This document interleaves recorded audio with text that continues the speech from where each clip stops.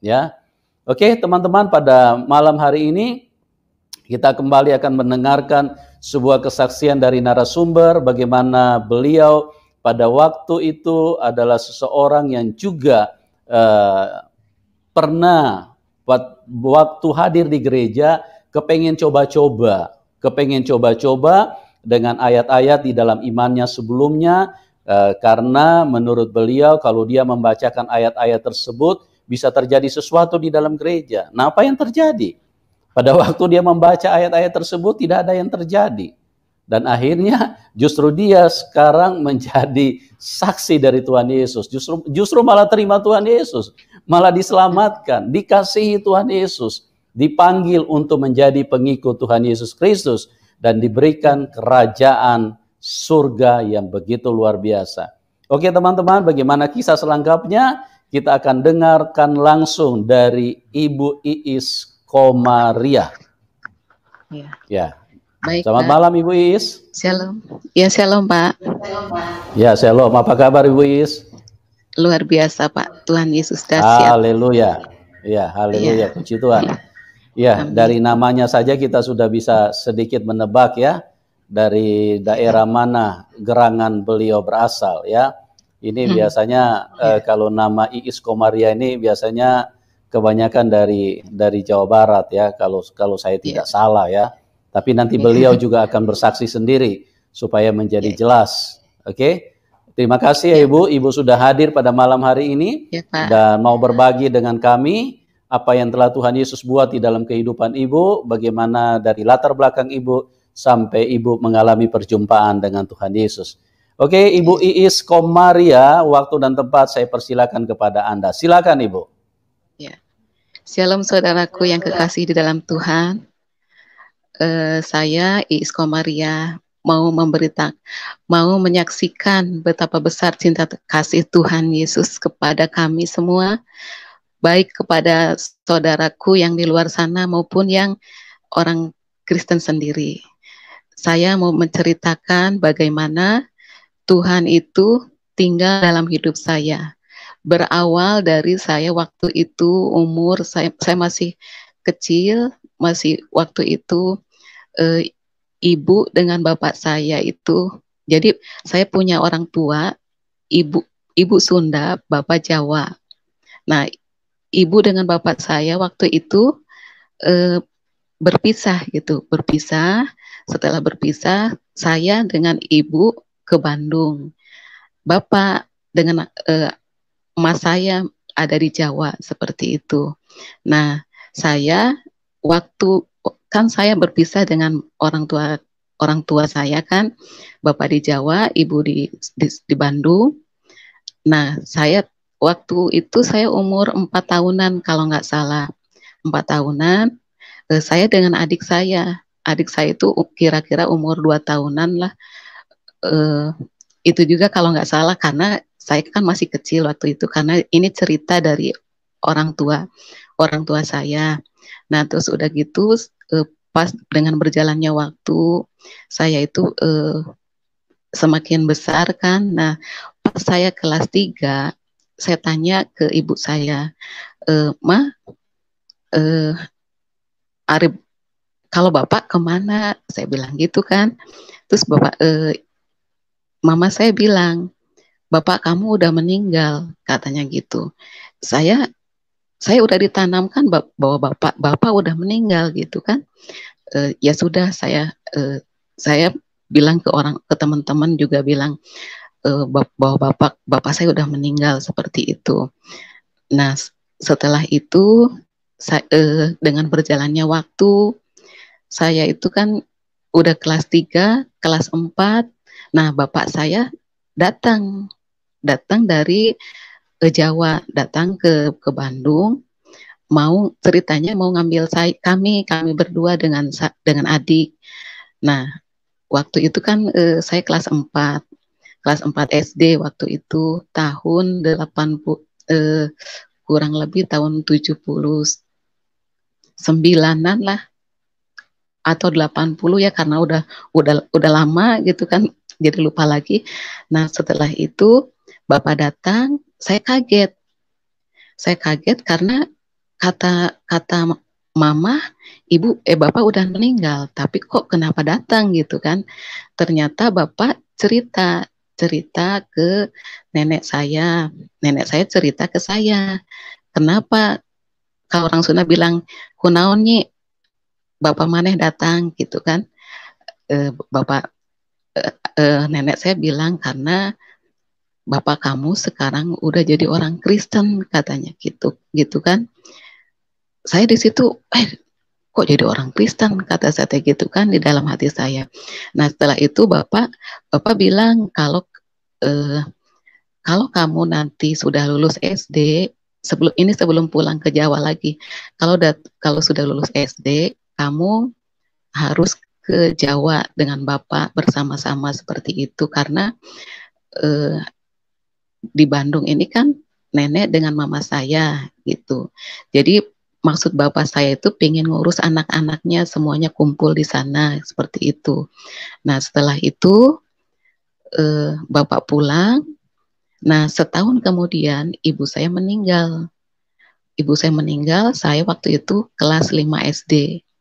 Nah ibu saya meninggal, setelah meninggal di situ saya kan kehilangan jadi kehilangan apa sih seorang ibu gitu kan.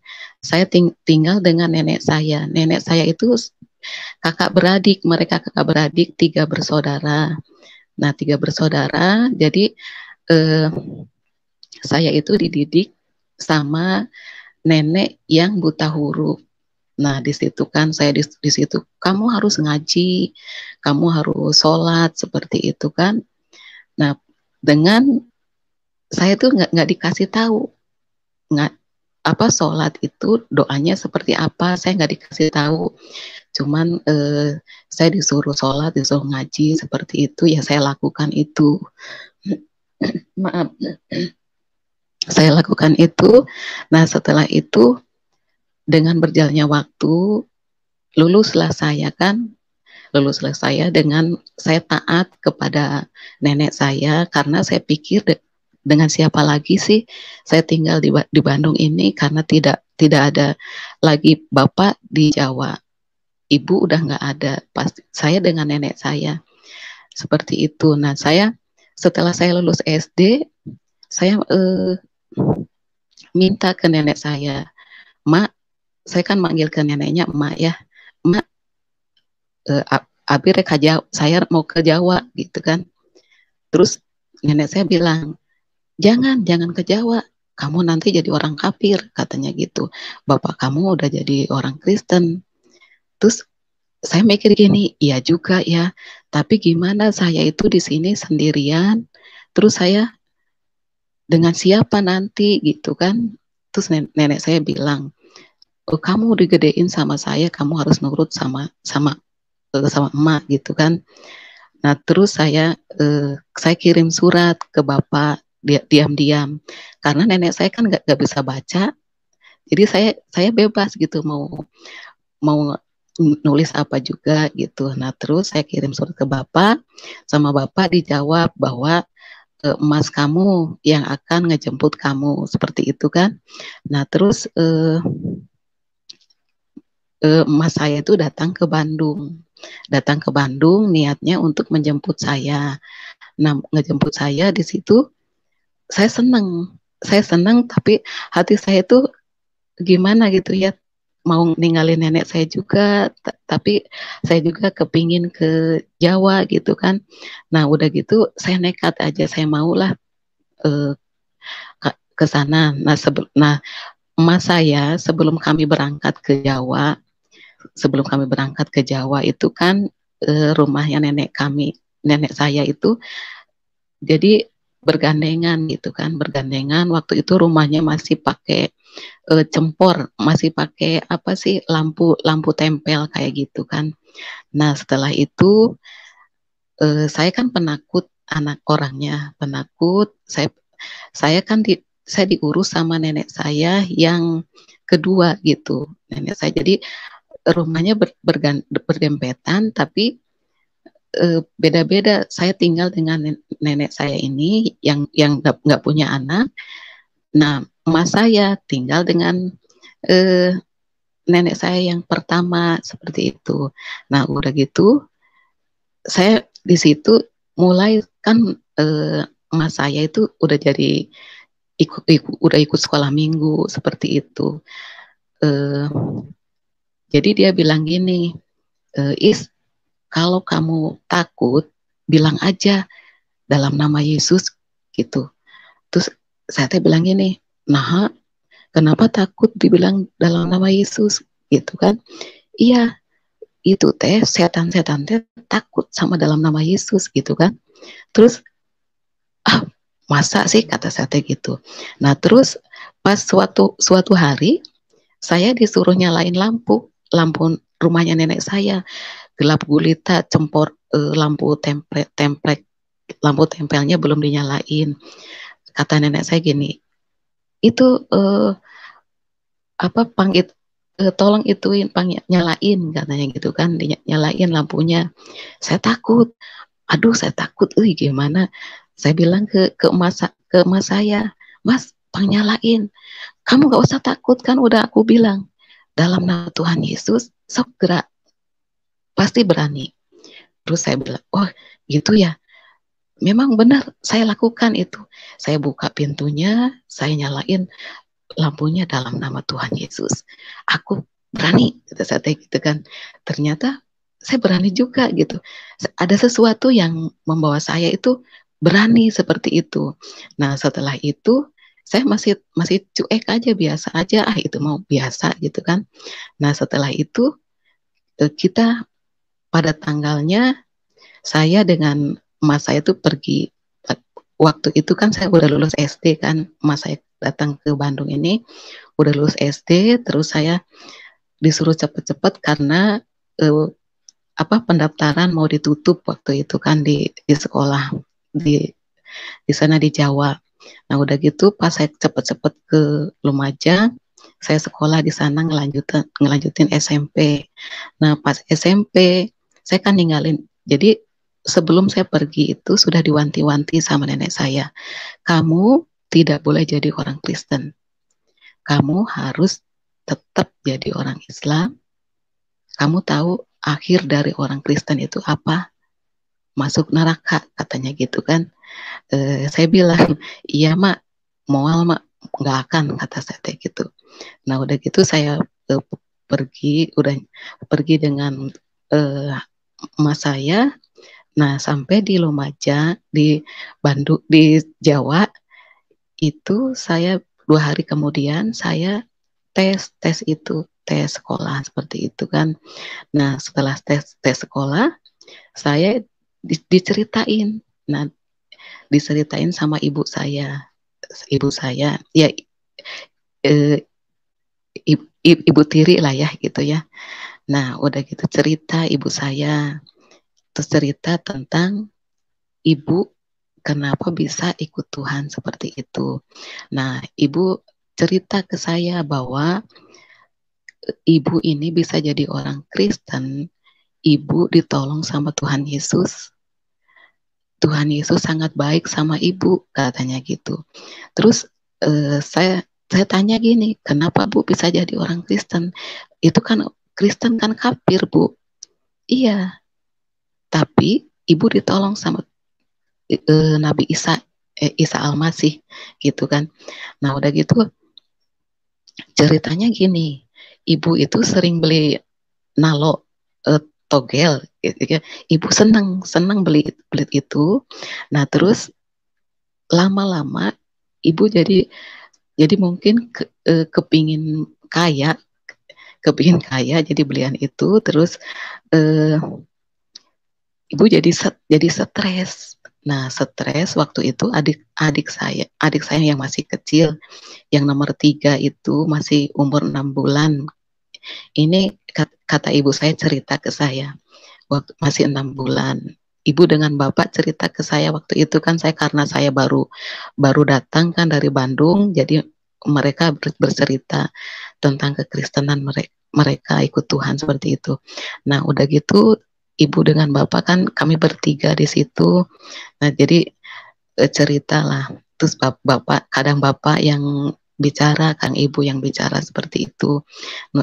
Terus Bapak bilang gini, iya waktu itu adik kamu yang ketiga itu masih nenen, pingin nenen, ibunya dicari-cari nggak ada gitu, dicari-cari nggak ada, nggak taunya pergi jauh ke sana, anaknya ditinggalin seperti itu.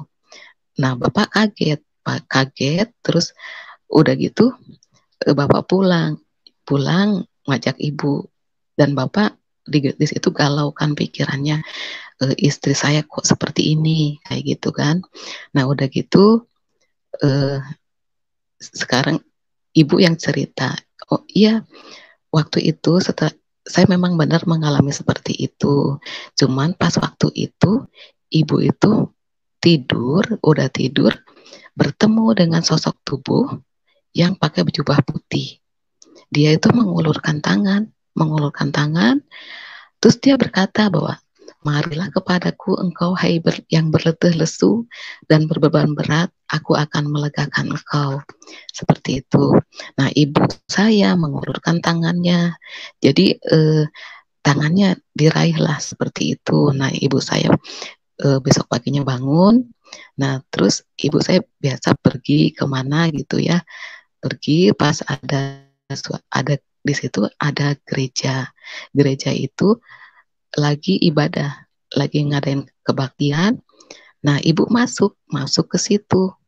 Nah masuk ke situ, begitu udah masuk terus disambut sama tante itu, istri pendetanya, mari bu masuk, seperti itu kan.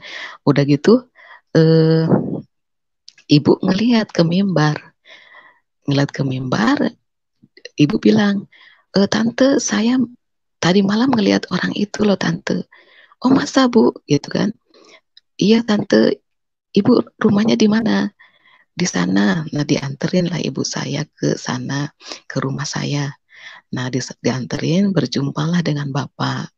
Nah tante dengan om pendeta itu bilang ke bapak saya, Pak kenapa istri bapak bisa seperti ini?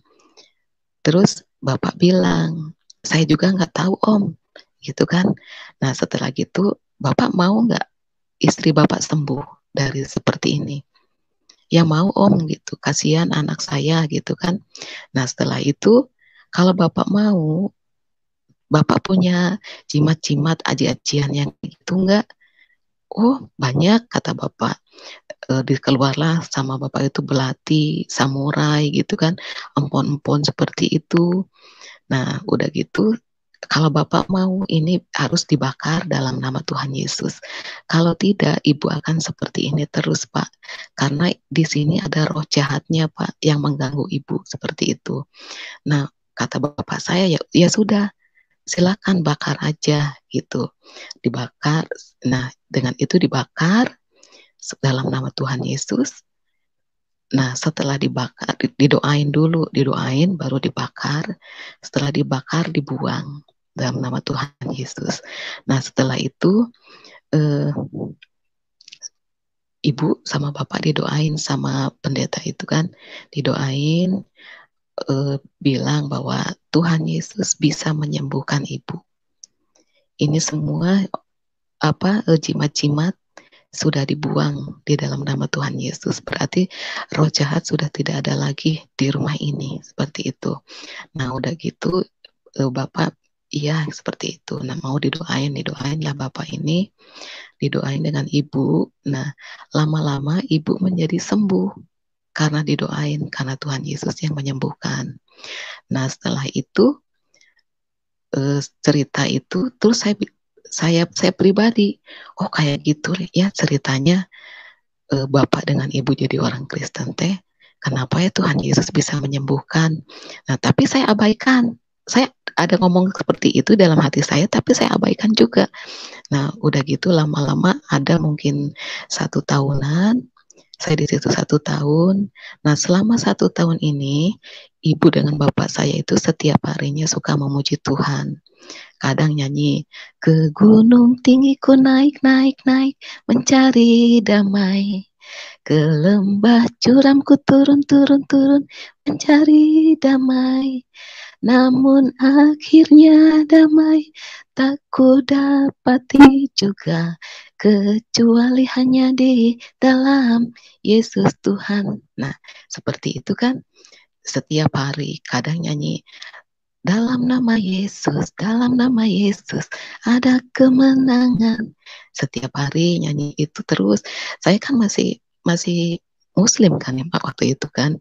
Nah karena waktu itu sering dengar seperti itu, dan ibu dengan bapak saya juga bilang, kamu nggak usah ikut ibu. Kalau kamu mau, silakan kamu sholat, kamu ngaji, ini mukenanya dikasih ke saya. Kamu nggak usah ikut ibu, nggak usah jadi orang Kristen, nggak usah. Silakan kamu sendiri, bebas katanya seperti itu kan. Nah, ya saya sudah dengar cerita itu, saya udah dibebaskan, mau ikut siapapun juga sudah bebas. Jadi saya nggak ada paksaan untuk jadi orang Kristen, nggak ada. Nah setelah itu udah gitu, dengan berjalannya waktu, lahirlah adik saya yang keempat. Adik saya yang keempat waktu itu sih udah lahir, karena waktu itu kalau nggak saya nggak lupa gitu ya, karena tahun 84 itu. Nah adik saya itu minta, kan ibu saya ada ibadah, ada ke gereja kebaktian gitu kan. Nah setelah itu dititipin lah adik saya ini, tolong titip adik kamu ya, ibu mau ibadah, mau kebaktian. Iya bu, gitu kan. Berangkatnya jam 4. Nah, jam 5 atau setengah 6 adik saya nangis. Mbak, aku anterin mbak ke ibu, katanya gitu kan. Terus saya bilang, ibu kan lagi ke gereja. Ayo mbak, pokoknya nangis, dia nangis, itu aja nangis apa, meronta-ronta kayak gitu. Terus saya bilang, nanti aja, nanti kan sebentar lagi ibu pulang. Enggak mau mbak, aku pokoknya harus ke ibu. Nah karena saya lihat dia kan terus nangis, nah saya memaksakan diri, pergilah saya ke gereja. Nah sampai di gereja, di depan gereja, saya berhenti, ini gimana mau nganterin adik saya ini, soalnya aku nanti gimana, nanti kan aku najis seperti itu kan. Kalau enggak, ini adik saya ini nangis terus. Ayo mbak, cepet mbak. Terus saya gini, aduh gimana ini, ya Allah, kumaha ieu teh. Terus saya teh udah gitu teh, memaksakan diri saya masuk aja. Udah masuk seperti itu. Terus saya kasih, bu ini dedeknya nangis gitu kan. Oh iya, sama ibu diambil gitu kan. Terus saya pulang. Setelah pulang, saya pas waktu itu, setelah pulang itu saya di dalam pikiran saya gini, oh kayak gini toh gereja ini ya, kok rame, kata saya gitu kan, rame, pokoknya senang, kayak menyenangkan gitu loh. Ada sesuatu yang senang di dalam hati saya itu. Terus udah gitu, saya sampai di rumah, selang beberapa jam kemudian ibu datang. Nah ibu datang, saya tanya, bu, kok kayak gitu ya di gereja ini? Oh iya, memang kayak gitu di gereja. Katanya kita memuji Tuhan, kita dengar khotbah kayak gitu kan. Oh kayak gitu ya. Gimana kalau saya bu, boleh nggak coba-coba masuk, kata saya gitu kan, ikut ibadah. Oh boleh, kamu mau ikut, kata ibu saya. Iya bu, itu. Sok aja, nanti ada kaum muda nanti kamu ikut di sana, kebetulan anak-anak muda semuanya. Nah udah gitu saya ikut. Nah di sana udah sampai di sana, di gereja itu kan kebakti ibadah lah ya, berlangsung. Nah ibadah berlangsung, udah gitu saya di dalam hati, dalam tubuh saya itu seperti ada dua. Yang satu ingin ikut nyanyi, yang satu ingin, coba kamu baca ayat-ayat Quran di situ, coba gerak, gitu kan gerejana. Terus saya teh gini, aduh gimana ini teh ya. Terus saya baca-baca apa yang saya bisa gitu ya, ayat-ayat Quran gitu. Tapi kok nggak hancur-hancur, kata saya teh, apanya ini yang hancur? Allah ya Allah, kumaha ya teu hancur-hancur. Tapi di situ saya ada dua, satu lagi.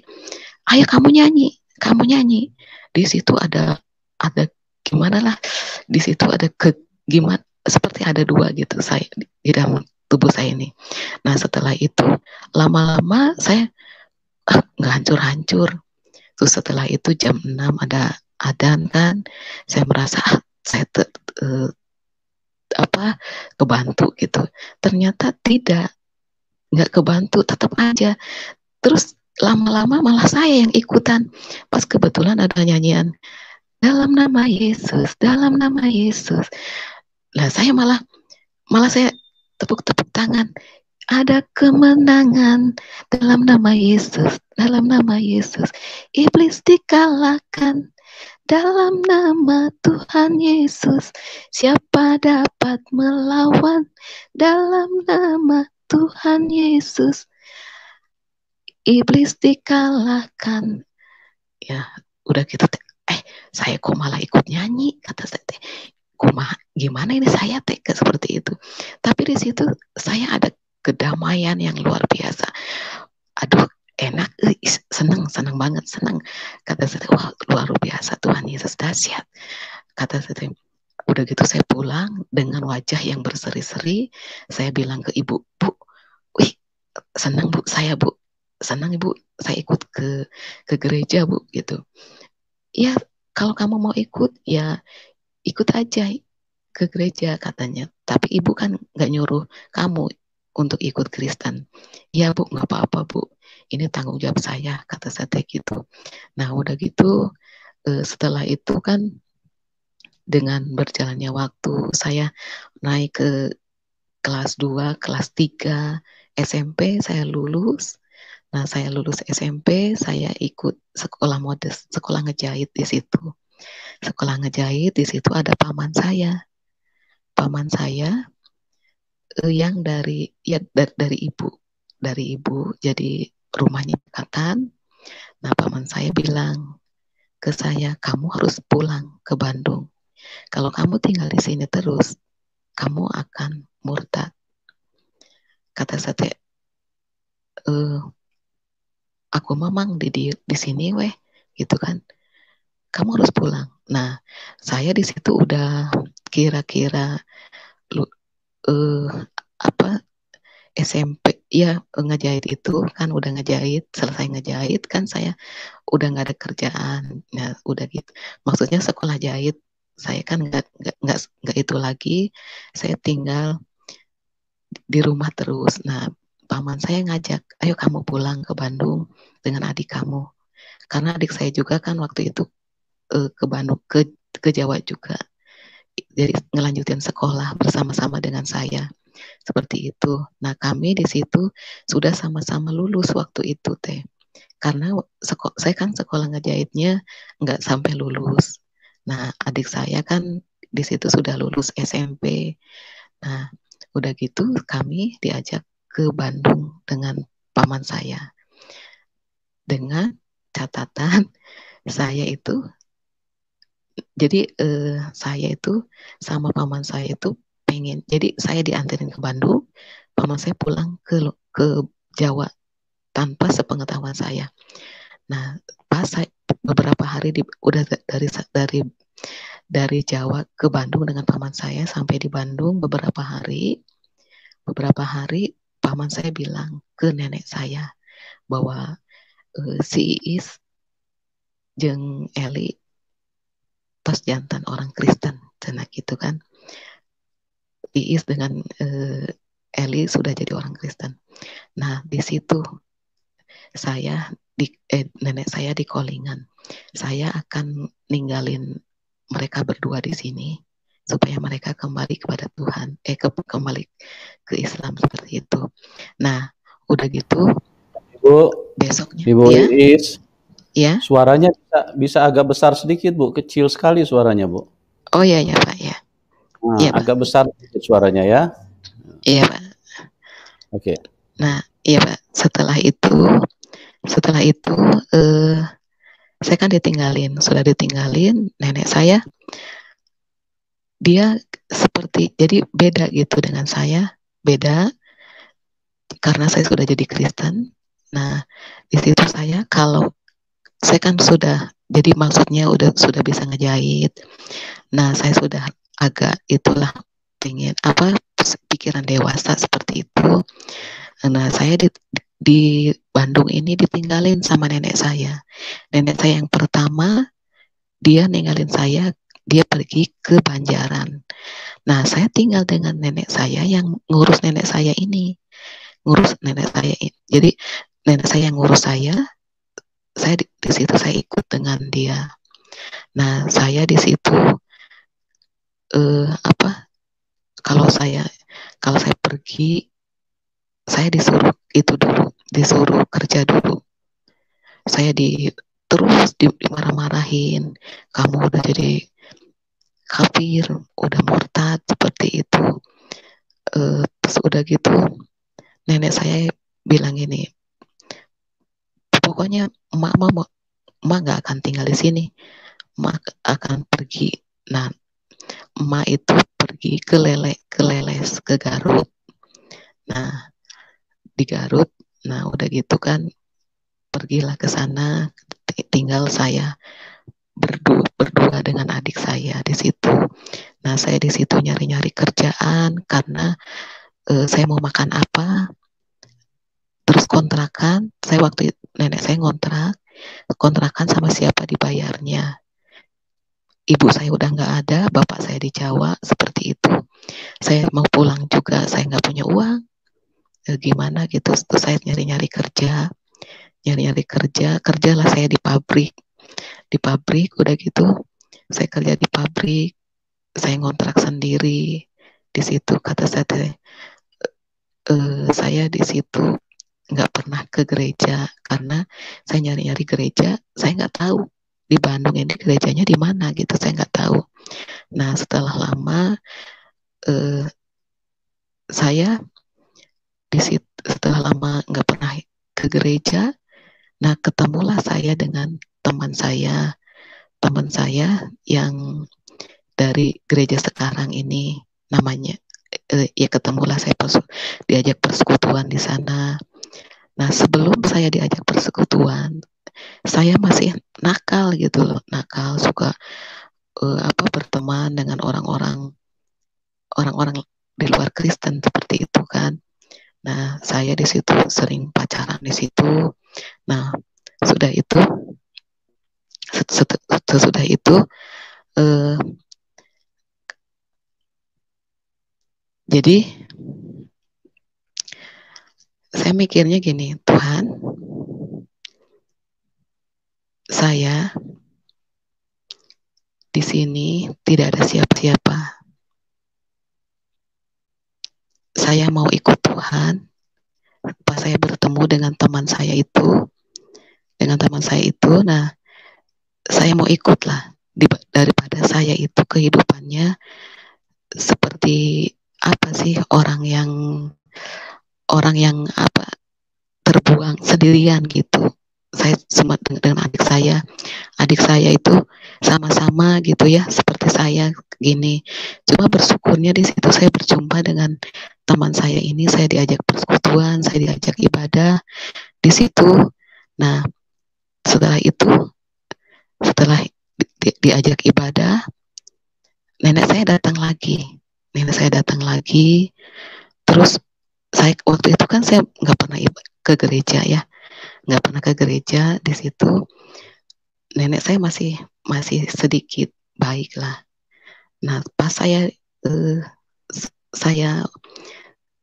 tahu saya ke gereja, di situ saya kalau pulang dari gereja, saya itu pintunya tidak dibukakan. Karena saya kalau ibadah itu jam 6 sore, pulangnya jam 9. Saya nggak dibukain pintu. Saya sampai, Tuhan, kenapa nggak dibukain pintu? Gitu ya. Saya saya itu menghargai nenek saya karena dia yang ngurus saya waktu kecil. Saya di situ bekerja kan, jadi saya menghargai nenek saya. Saya hormat pada nenek saya. Nah, terus udah gitu, kalau saya pergi, setiap kali saya persekutuan, pulangnya, saya nggak dibukain pintu. Sampai malam, saya ketuk-ketuk pintu, Ma, bukain pintunya, Ma, diam. Sampai berjam-jam. Saya sampai, udahlah kita, saya bilang ke adik saya ini, udah kita tidur di luar aja lah. Jangan ini, kata saya teh. Nah, tapi puji Tuhan di situ dibukakan pintu. Nah, terus kalau saya pergi ke gereja, saya pasti kalau pergi ke gereja, pulangnya itu suka deg-degan. Pintu dibukakan nggak ya? Seperti itu. Nah, saya di situ, saya tengking dalam nama Tuhan Yesus, roh marah, roh apapun juga di dalam tubuh nenek saya, aku ikat. Biarlah nenek saya menjadi baik, Tuhan, gitu kan. Puji Tuhan, pas saya sampai di rumah, saya ketuk pintu. Puji Tuhan, luar biasa. Yesus dahsyat. Ma, baru sekali dua kali langsung dibukain pintu. Tuhan Yesus, terima kasih. Di situ saya sering kali berterima kasih kepada Tuhan. Tuhan Yesus, terima kasih. Nah, di situ setelah saya berjumpa dengan teman saya itu, nah tidak lama kemudian tahun 92 saya dibaptis di situ. Dibaptis. Nah, saya dibaptis.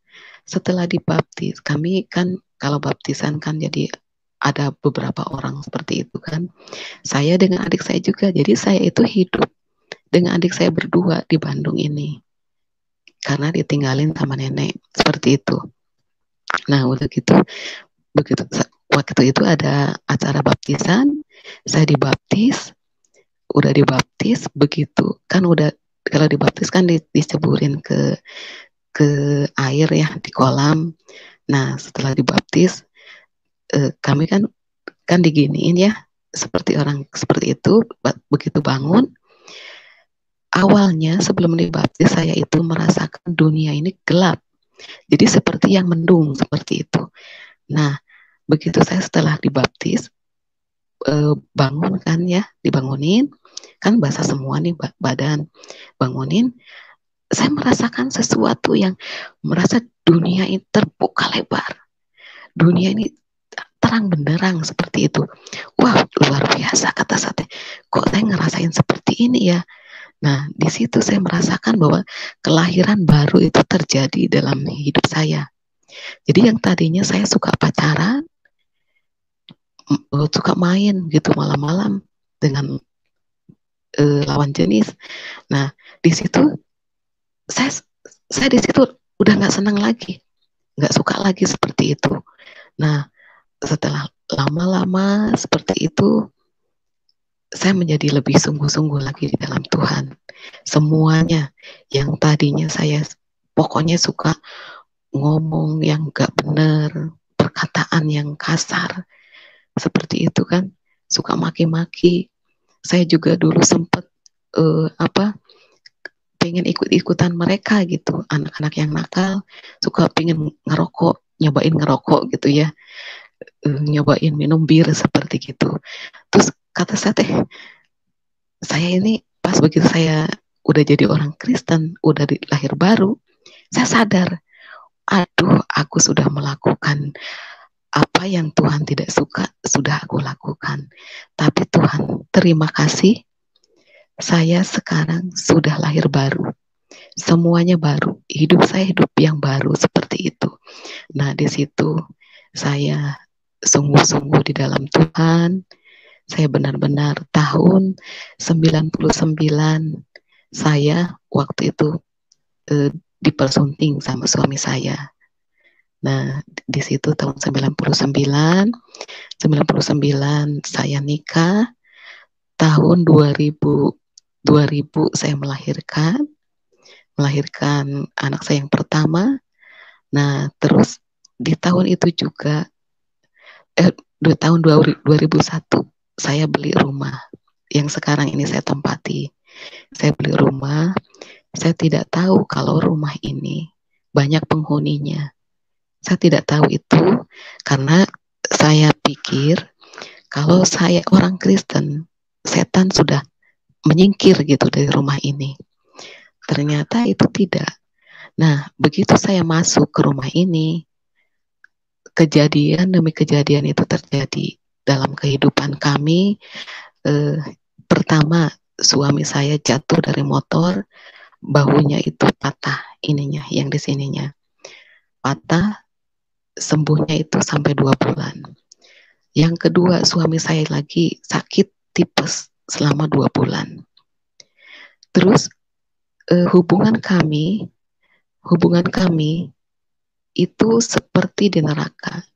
Kadang kami diam-diaman, kadang kami banyak-banyak ngomong gitu sedikit-sedikit, tapi nggak sampai bertengkar gitu, enggak seperti itu. Nah, saya anak pertama, anak kedua lahir, keadaan saya masih tetap seperti itu. Terus anak yang ketiga lahir, sama juga seperti itu. Cuma saya taunya ini banyak penghuninya, itu pas anak saya lahir yang kedua, dari bayi sampai dia gede itu nangis terus, nangis. Dia merasa ketakutan tiap malam itu. Mama, itu ada apa, Mama? Saya bilang, nggak ada apa-apa. Itu ada itu. Ada orang, Mama takut seperti itu. Udah gitu,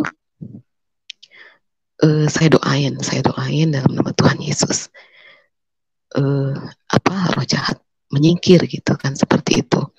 Nah, terus anak saya yang pertama, pas saya kan lahir anak yang ketiga, masih bayi, baru lahir baru 3 hari. Nah, anak yang pertama itu umur 7 tahun, 5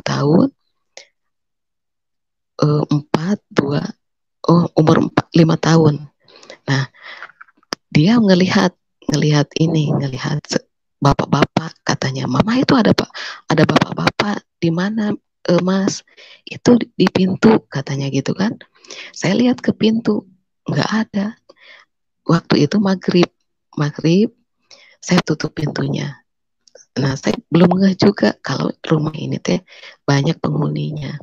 Nah, udah gitu, saya ngelahirin anak yang ketiga itu, saya kan nggak punya kursi, saya tinggal di bawah, jadi anak saya itu lahirnya 2 tahun 1 gitu. Jadi waktu itu anak saya yang pertama umur 4 tahun, yang kedua 2 tahun, ya, yang ketiga baru lahir, seperti itu. Nah, saya nyuruh ke anak saya yang kedua, Dek, tolong ambilin gunting. Saya sambil ngegendong ini. Jadi anak saya di sana, ambilin gunting gitu. Iya, Mama, ini mah gitu. Dia kan berumur 2 tahun sudah bisa disuruh. Nah, dia giniin si gunting itu, digini. Ini mah gitu kan, nggak taunya sih kesandung sama tikar itu mau nusuk dedeknya, si gunting itu mau nusuk dedeknya. Terus saya gituin, puji Tuhan itu si guntingnya itu nggak nusuk ke dedeknya. Nah, itu kejadiannya di rumah ini. Terus setelah itu kan semakin besar anak saya. Nah, yang tadi baru lahir semakin besar. Nah, anak saya yang ketiga udah umur 3 tahun, dia berkali-kali jatuh di ini, di tangga, karena rumah saya kan tingkat seperti itu. Nah, jatuh sampai berkali-kali, bukan hanya sekali, sampai 4 kali anak saya jatuh dari tangga. Jadi si penghuni di rumah ini teh pingin membinasakan yang ada di rumah ini, seperti itu. Nah, terus saya juga, karena saya nggak percaya, saya waktu itu rumah saya direnovasi. Nah, waktu itu tangganya masih papan, masih pakai kayu gitu kan. Jadi kalau kayu kan kelihatan. Nah, saya kan di bawah. Nah, waktu dibenahi, udah 80% lah jadi ya. Nah udah gitu, saya duduk di bawah, si pegawai yang ngerjain ini, pegawai bangunan ini masih ada. Cuman dia di bawah di kamar mandi lagi pasang keramik. Nah saya lihatnya dia naik ke atas. Saya lihat kaki berbulu. Kakinya itu putih, tapi cuma sebelah. Jadi yang satu udah naik, yang satu masih di bawah seperti itu. Nah, saya naik ke sini, saya lihat, loh, kok nggak ada orang gitu kan? Waktu itu pegawainya namanya Jaja. Ja, kamu ada di mana? Di bawah Bu, lagi pasang keramik di kamar mandi katanya gitu kan. Oh, kata saya, jadi tadi yang kesini siapa? Kata saya gitu. Nah dari situ saya masih tetap cuek, masih tetap biasa. Jadi kehidupan saya masih tetap seperti itu. Anak saya sakit-sakitan. Saya dengan suami masih tetap kadang bertanya, kadang enggak seperti itu. Jadi kehidupannya tuh seperti kehidupan yang gimana ya? Seperti di neraka seperti itu.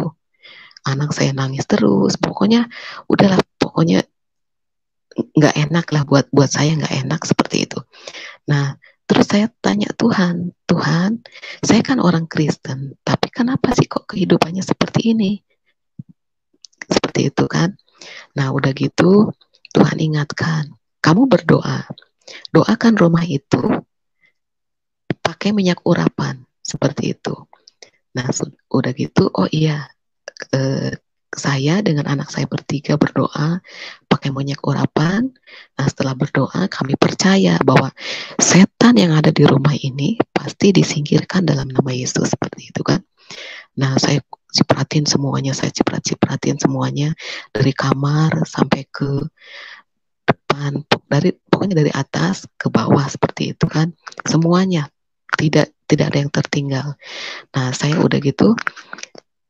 Nah setelah saya doakan, itu mah benar-benar Tuhan Yesus dahsyat. Darah Yesus itu berkuasa benar-benar.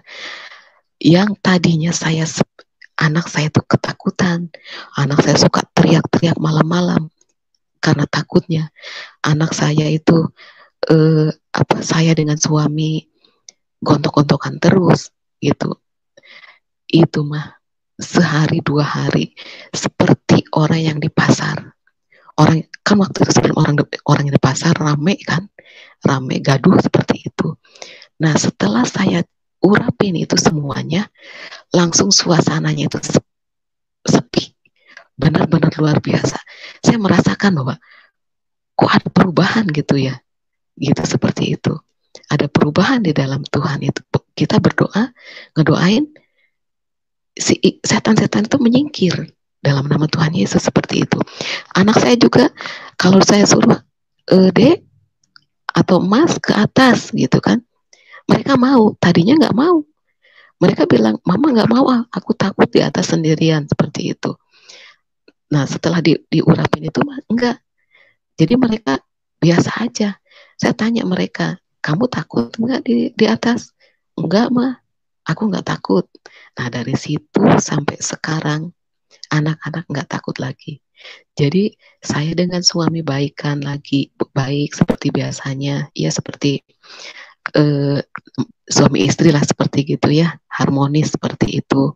Anak-anak tidak sakit-sakitan lagi, yang tadinya itu bergilir tadinya. Jadi yang satu sembuh, yang tengah sakit, yang ketiga sembuh, yang satu sakit, mesti seperti itu. Saya sampai bosan waktu itu. Tapi puji Tuhan, dengan urapan Roh Allah, darah Yesus berkuasa, semuanya itu dibersihkan rumah ini. Dibersihkan semuanya. Nah setelah itu, berjalannya waktu, anak saya, karena kami dari Sunda, suku Sunda ya, jadi anak saya itu laki 2, perempuan 1. Nah waktu itu anak saya yang pertama umur 9 tahun. Anak saya yang kedua umur 6 tahun. 6 mau ke 7. Nah, saya pikir mereka harus disunat. Disunat lah. anak saya ini dua-duanya disunat. Jadi saya harus ngurus dua anak karena suami saya kan kerja. Nah, anak saya yang pertama itu kuat, anak saya yang kedua, yang tengah itu nggak kuat, dia ngenges, sakit sedikit dia nangis. Nah, anak saya yang pertama, dia tadinya sih dia pengen ngehibur adiknya. Dia bilang, lihat dek kayak aku nggak sakit katanya gitu. Dia dia pegang. Nah, saya kan mau diobatin, obatnya kan tetes. Jadi kesenggol sama dia, keluarlah darah di situ kan. Saya kan berdua, saya nggak ada orang tua di situ. Keluar darahnya itu bukan hanya sedikit, tapi itu netesnya banyak. Netesnya tes seperti itu kan banyak banget. Udah gitu deh, saya sampai panik, saya sampai merasa aduh keringat dingin. Gimana ini ya kalau anak saya meninggal? Karena darahnya banyak banget. Itu di sarung itu penuh dengan darah. Saya tanya, Mas, kamu kuat Mas? Kuat Mama, tapi kelihatannya pucat.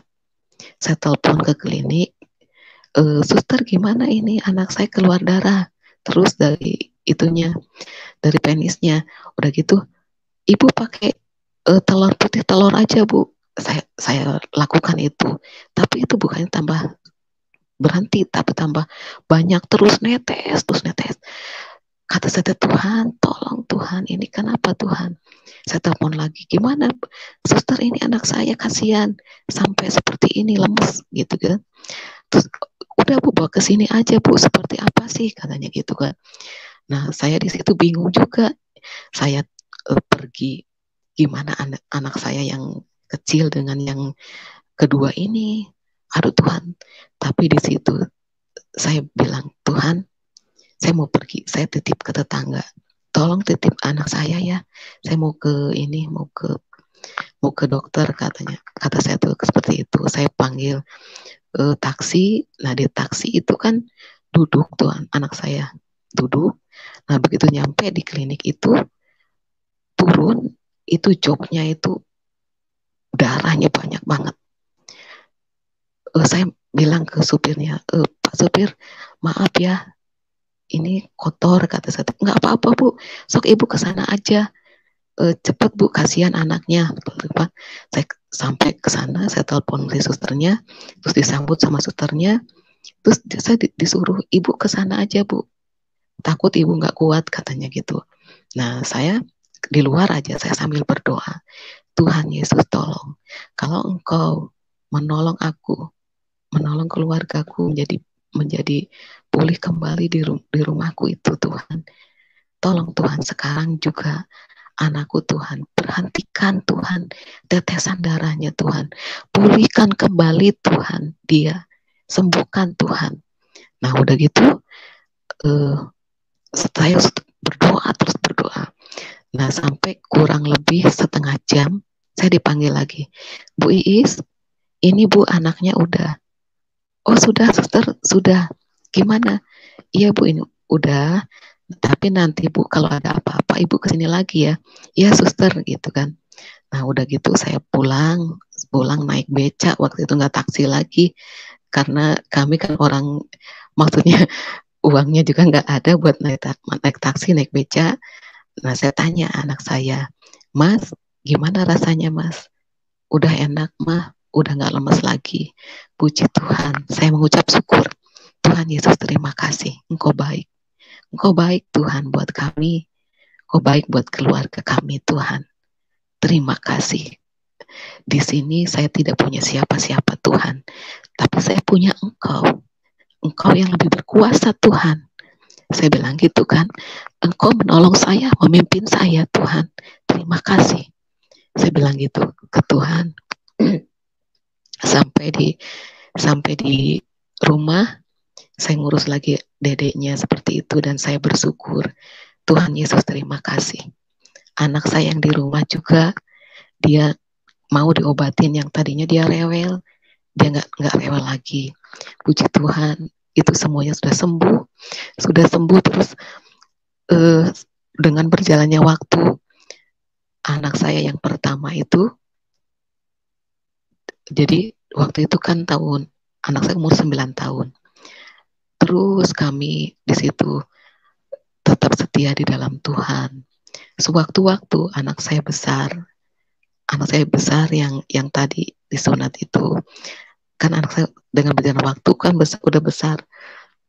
Udah gitu, nah waktu umur anak saya 18 tahun yang besar itu, saya dikasih penglihatan sama Tuhan bahwa ada yang dibopong begini kan. Saya ada di bawah. Nah saya ngelihat kok ada yang dibopong, siapa ini Tuhan gitu kan. Udah dibopong gitu, saya tengking, dalam nama Tuhan Yesus, roh kematian aku tolak, seperti itu kan. Aku tolak seperti itu. Terus udah gitu, setelah saya penglihatan itu, selang beberapa hari, belum satu minggu lah. Nah, anak saya ada benjolan di sini. Ada benjolannya awalnya kecil. Nah, lama-lama jadi besar segede gini. Di sininya, yang di atas besar, terus yang di bawah di sini itu yang besar segede gini, umur 2 bulan. Yang sebelah kiri bengkak. Jadi bentuknya udah nggak karu-karuan lehernya itu. Nah, tumbuh lagi yang ngejendol di sininya. Tumbuh lagi di bawahnya. Nah, di bawahnya itu. Terus itu kok bisa pecah gitu, seperti bisul. Bisa pecah, yang pertama pecah. Mama ini pecah, kata anak saya kan. Oh, pecah, kata saya. Itu isinya darah dan nanah. Isinya darah dan nanah. Di situ anak saya waktu itu sekolah SMA kelas 2 kalau nggak salah. Udah gitu pecah, yang di sini pecah, kalau yang di sebelah kirinya itu masih tetap bengkak seperti itu. Nah, teman-teman saya bilang, kenapa nggak dibawa ke dokter, katanya gitu kan. Nggak usah, saya doain aja gitu kan. Ibu harus dibawa ke dokter, takut itu kanker, katanya gitu kan. Terus saya ngikutin aja mereka. Saya ke dokter dengan saya berdua aja karena suami kerja. Jadi saya tuh kemana-mana berdua dengan anak seperti itu. Nah, udah gitu saya ke dokter, di dokter dikatakan bahwa anak ibu itu harus diangkat benjolannya. Karena saya lihat yang pecahnya itu isinya itu putih. Saya pikir itu mata bisul. Tapi ternyata itu gaji, orang Sunda bilang gaji, lemak. Nah, di situ. Nah, udah gitu saya di situ ke dokter sekali 2 kali. Nah, di rongsen anak saya di rongsen. Nah, terus jadi ketahuan ada flek di dalam paru-parunya. Nah, udah gitu katanya gini, dokter bilang ke saya, Bu, anak ibu ini harus diobatin seperti orang, jadi TB kelenjar anak ibu ini. Nah, udah gitu, oh iya dokter, nggak apa-apa kalau disuruh minum obat gitu. Anak saya itu nggak mau minum obat, nggak bisa minum obat. Anak saya itu kalau minum obat itu harus dihancurin. Sementara kalau yang TB itu kata dokter nggak boleh dihancurin, jadi harus utuh. Nah, tapi di situ anak saya tetap dihancurin karena nggak bisa masuk kan. Tapi kita setiap kali minum obat itu dikatakan dalam nama Tuhan Yesus, jadilah sembuh. Bukan obat ini Tuhan yang menyembuhkan, tapi darah Yesus yang menyembuhkan, seperti itu. Setiap kali anak saya berobat, nah itu anak saya kebingungan mau minum obat itu. Terus anak saya bilang, Mah, kita doa aja, Mah. Kita 2 bulan aja, Mah, aku maunya seperti itu kan, anak saya. Ya udah Mas, kita berdoa aja. Berdoa, jadi setiap kali kita berobat, ngambil obat, didoain dalam nama Tuhan Yesus cedera sembuh. Nah udah 2 bulan masih tetap seperti itu, masih belum kering juga yang pecahnya itu. Nah udah gitu, Bu, saya kan ngambil obat lagi, si itunya pegawainya bilang, Bu, ini kalau nggak sembuh 6 bulan Bu, harus 1 tahun. Kata anak saya, aduh 1 tahun mah nggak mau aku mah, aku nggak mau minum obat terus gitu. Ya sudah kita berdoa aja. Nah kita berdoa, doa puasa, saya dengan anak saya doa puasa, saya minta kesembuhan Tuhan supaya jangan sampai ini sampai bertahun-tahun sakitnya seperti itu. Nah di situ sampai 3 bulan, 4 bulan, 5 bulan. Nah 5 bulan itu kita naik ngambil kan seminggu sekali kayak gitu kan. Udah gitu ibu masih belum itu apa belum kering katanya, belum apa sih, belum kempes lagi. Berarti 1 tahun sampai 1 tahun Bu ini pengobatannya. Anak saya bilang enggak, pokoknya cukup 6 bulan kata anak saya. Dan itu benar, nyata itu. Setelah kan jadi 6 bulan kurang 3 minggu kami datang lagi ke sana ngambil obat dengan keadaan anak saya itu ininya sudah kering, yang bengkaknya itu sudah mulus kembali. Luar biasa, Yesus dahsyat. Tuhan Yesus terima kasih. Berkali-kali Tuhan Yesus itu nolong saya. Tuhan Yesus terima kasih. Engkau baik Tuhan. Saya katakan gitu. Dan 6 bulan pas apa keadaan leher anak saya itu sembuh total. Luar biasa, Yesus dahsyat. Saya kirimkan fotonya ke Pak Yusuf. Kalau bisa Pak Yusuf minta maaf, bisa diituin jadi supaya percaya bahwa anak saya itu tidak dioperasi namun sembuh. Ya, halo. Iya Pak. Ibu, bagaimana maksudnya Ibu? Saya kan kemarin ngirim fotonya anak saya Pak. Foto anak saya yang ininya. Iya. Sebentar. Itu sedang di admin. Nanti saya coba minta untuk dikirimkan ya. Sebentar ya. Oh iya. Iya Pak. Ibu lanjut iya, dulu. Pak. Ibu lanjut dulu. Nanti sebentar kalau misalnya admin kirim, nanti kita tampilkan ya. Oh iya Pak. Oke, iya. lanjut aja dulu Bu. Iya, lanjut Pak. aja dulu. Iya Pak, makasih. Ya. Makasih ya. Silakan. Nah, ya Pak. Nah dari situ saya mengucap syukur, Tuhan Yesus Engkau baik. Ini yang membuat saya tidak mau meninggalkan Tuhan. Karena Tuhan Yesus itu luar biasa. Dia penolong saya dan saudara. Apapun masalah kita, masalah keuangan, masalah kesehatan, masalah rumah tangga, Tuhan Yesus sanggup menolongnya. Tuhan Yesus sanggup memulihkannya. Asal kita percaya kepada Tuhan, kita mendekatkan diri dengan Tuhan, kita benar-benar berserah penuh kepada Tuhan, Dia turun tangan. Dia campur tangan, luar biasa. Sayalah saksinya bahwa sayalah banyak sekali saya ditolong Tuhan. Luar biasa. Saya kalau sakit, saya tidak pernah maaf buat para medis karena saya karena saya kalau sakit saya tidak berobat, tapi saya percaya dulu saya sama Tuhan, saya berdoa dulu sama Tuhan. Nah, saya minta Tuhan, apapun penyakit saya, Tuhan sembuhkan. Dan memang benar, kalau saya sakit, saya katakan, Tuhan Yesus, sembuhkan saya, berikan saya kekuatan. Dan itu kuat. Tuhan, sampai sekarang anak-anak saya kalau sakit, tidak ada yang mau berobat ke dokter. Dia hanya mengatakan, Mama aku sakit ini, ayo kita ke dokter. saya memang sengaja ngajak anak saya ke dokter, tapi anak saya katakan, enggak mah, cukup mama doain saya, aku pasti sembuh.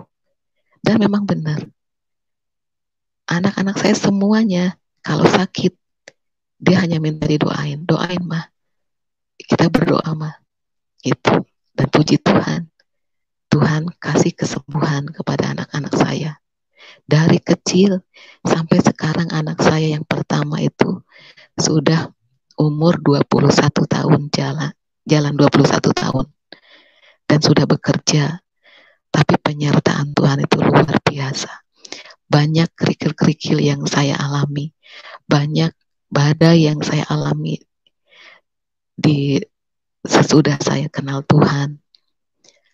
Perekonomian kami sampai kami nggak punya apa-apa, tapi Tuhan berikan jalan keluar kepada saya dengan suami, dan saya tidak minta dukungan siapapun. Saya hidup dengan suami dan Tuhan. Jadi apapun keperluan saya, apapun kebutuhan saya, apapun masalah saya hanya bisa datang kepada Tuhan. Hanya Tuhan yang sanggup, bukan yang lain. Saya tidak punya uang, saya datang pada Tuhan. Tuhan, saya nggak, anak saya itu pengen jajan, nggak punya uang sepeser pun. Saya sempat, sampai saya katakan, anak-anak, kalian nggak boleh jajan, mama nggak punya uang. Anak saya nggak nangis, tapi anak saya katakan, ya udah mah, kalau nggak punya uang nggak apa-apa, seperti itu. Tapi Tuhan baik, Tuhan Yesus itu baik. Di saat saya nggak punya uang, saya tiba-tiba saya naik ke atas rumah saya, kan waktu ini cerita yang ke belakang ya. Waktu itu anak saya minta jajan, saya nggak punya uang, saya naik ke atas, dan itu nggak habis pikir. Rumah saya kan yang di atas masih belum di lantai seperti itu, masih ada kayu-kayu. Nah, ada kayu-kayu di atasnya itu kan jemuran. Nah, jemuran. Nah, saya tiba-tiba saya itu pengen ke sana gitu. Pengen ke sana, saya lihat kayu itu, waktu itu balok. Nah, di situ pas saya tengok, loh, kok ada uang 50.000? Wah, luar biasa, dahsyat. Kata saya, Tuhan Yesus dahsyat. Terima kasih Tuhan, terima kasih Tuhan. Anak saya bisa jajan, saya bisa beli beras, saya bisa makan Tuhan hari ini. Tuhan Yesus terima kasih. Di situ saya luar biasa. Dahsyat memang Tuhan Yesus itu bagiku dan bagi saudara-saudara yang lain. Tuhan Yesus itu sungguh baik, amat baik, teramat baik, sungguh amat baik. Dia baik bagiku dan baik juga bagi Bapak, Ibu, saudara-saudaraku, baik yang orang Kristen sendiri maupun yang orang Hindu, Buddha, Muslim. Tuhan Yesus itu baik bagi Bapak dan Ibu. Itu Pak Yusuf yang bisa saya bagikan. Ya. Di channel Bapak. Baik. Ya, baik Ibu, terima kasih atas kesaksiannya. Iya. Halo. Iya. Iya, Pak. Puji Tuhan, ya, kesaksian yang sangat luar biasa, di mana Tuhan Yesus adalah Tuhan yang nyata, ya, bukan Tuhan yang hanya tulis di dalam buku, tetapi Dia adalah Tuhan yang memang dapat dipercaya. Ya, karena Tuhan Yesus menyatakan dirinya. Bagaimana orang bisa yakin Dia Tuhan kalau Dia tidak menyatakan diri? Ya, berarti kita hanya mengimajinir, hanya menghayal, membayangkan sesuatu yang kita tidak bisa mengerti, kita tidak bisa tahu, kita tidak bisa alami.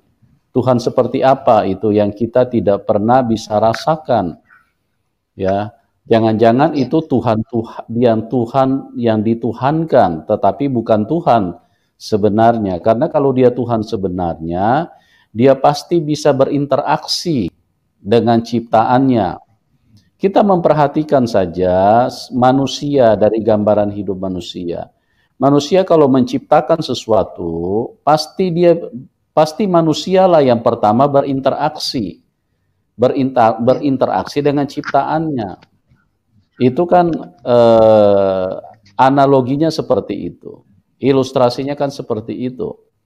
Kalau pencipta tidak bisa berinteraksi dengan ciptaannya, maka bagaimana ciptaannya bisa mengenal dia sebagai Tuhan, atau disembah, atau dipuji, dimuliakan, diagungkan, ditinggikan? Ya, kalau kita tidak kenal, jangan-jangan itu setan yang kita anggap Tuhan. Tapi kalau kita mengalami dan nyata seperti apa yang disaksikan oleh Ibu Iis Komaria, ini sesuatu yang nyata yang dialami.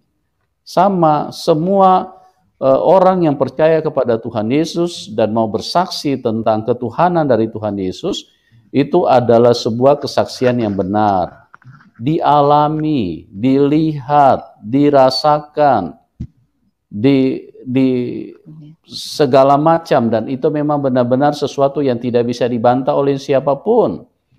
Yang bisa membantah itu hanya orang yang tidak mengalami dan pikirannya yang dibodohi setan, sehingga dia selalu meragukan, bahkan menuduh di dalam apa yang setan masukkan di dalam pikirannya, seolah-olah kesaksian ini semua tidak ada kebenarannya, ya. Oke, jadi dari logika kita saja sudah bisa jelas. Logika saja sudah bisa memberikan keterangan, arahan bahwa apa yang disaksikan itu adalah sesuatu yang benar, itu harus dialami, ya. Karena kalau tidak dialami berarti itu kesaksian dusta, kesaksian hoax, kesaksian bohong, dan kesaksian yang berasal dari setan. Karena setan itu dari Taman Eden itu mengarang-arang cerita, ya, membohongi terus, tidak pernah yang sebenarnya, justru yang tidak benar yang dia bisikan ke telinga manusia. Nah, inilah yang kita harus hati-hati, teman-teman. Kalau kita benar-benar ingin ketemu dengan Tuhan yang benar, Anda itu harus mengalaminya. Jangan hanya dari cerita ke cerita, dari cerita ke cerita, tetapi Anda tidak pernah mengalami. Itu kasihan sekali gitu. Artinya Anda memiliki Tuhan yang salah. Tuhan yang bukan Tuhan, tapi Anda tuhankan. Nah, iblis ini kerjaannya, saya mau beritahu kepada kita, iblis ini kerjaannya dari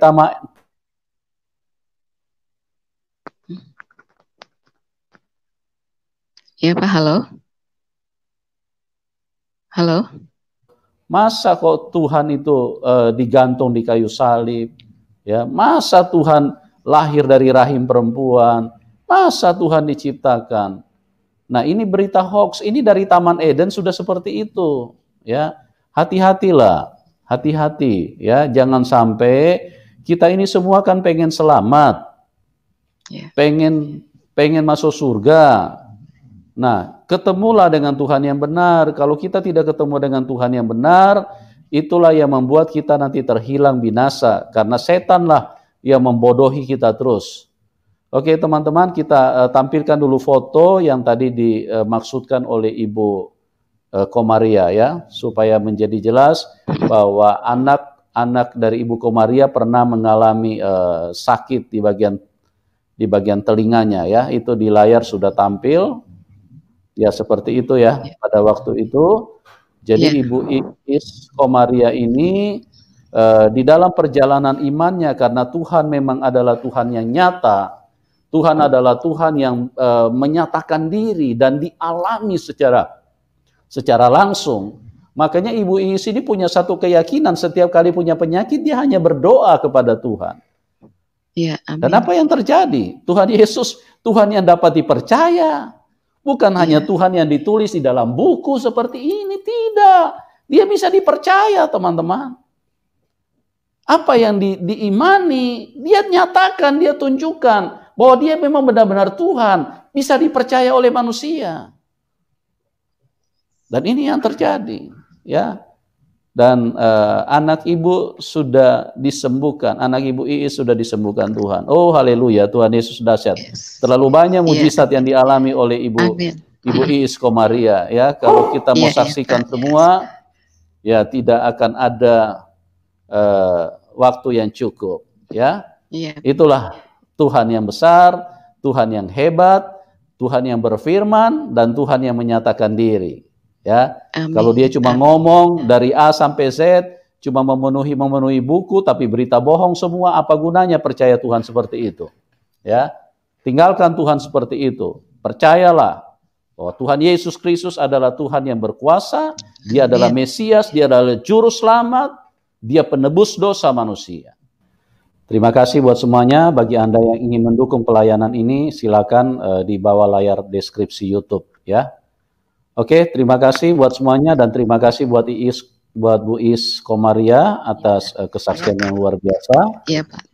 Ya, tetap setia Bu, tetap semangat, karena Tuhan Yesus adalah Tuhan yang setia, Tuhan yang selalu nyata di dalam kehidupan kita. Ya, doa kami buat Ibu dan buat semua teman-teman yang ada di dalam link ini, doa kami buat Anda semua.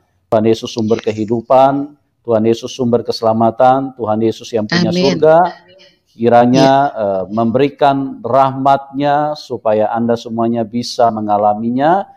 Dan intinya buka hati supaya kita bisa pulang ke rumah Bapa di surga. Oke? Terima kasih, Tuhan Yesus memberkati, dan salam kemenangan buat kita semua. Amin. Ya, salam kemenangan Pak. Amin. Makasih Pak. Tuhan berkati.